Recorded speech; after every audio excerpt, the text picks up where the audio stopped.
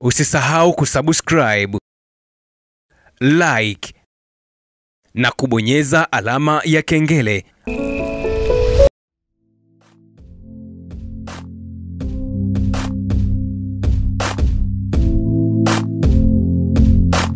Tukafahamu makala hii fupi ya mauaji ya wazungu na unyang'anyi wa mashamba nchini Afrika ya Kusini.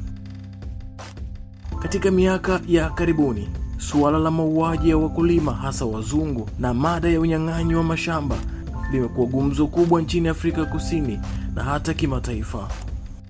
Historia ya umiliki wa ardhi nchini humo ni tata, ikirudi nyuma hadi enzi za ukoloni na mfumo wa ubaguzi wa rangi, yani apartheid, ambapo asilimia kubwa ya ardhi ilimilikiwa na wachache hasa weupe.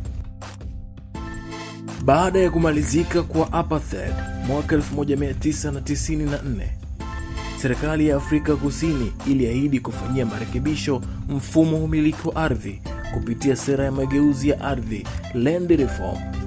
Hata hivyo, utekelezaji wake umekuwa wa polepole, jambo lililosababisha hasira na madai ya ukosefu wa usawa miongoni mwa Afrika weusi.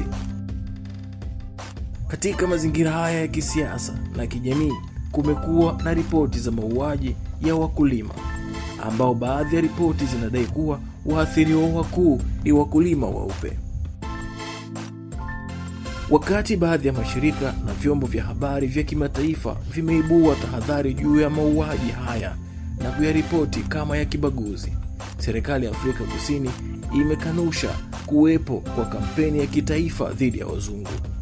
Utafiti wa kina unaonyesha kuwa ukatili dhidi ya wakulima ni sehemu ya tatizo pana la uhalifu linalolikumba taifa hilo, ambapo makundi yote ya watu huathirika. Vivyo hivyo, madai ya mashamba kunyang'anywa yameibua mijadala mikali. Mnamo mwaka 2018, bunge la Afrika Kusini lilipitisha azimio la kutaka kurekebisha katiba kuruhusu kisiasa ardhi kunyang'anywa bila fidia, jambo lililozua wasiwasi miongoni mwa wawekezaji na jamii ya wakulima. Hata hivyo, hadi sasa utekelezaji wa wazo hilo bado unasubiriwa, huku kukiwa na upinzani mkali wa kisiasa na kijamii.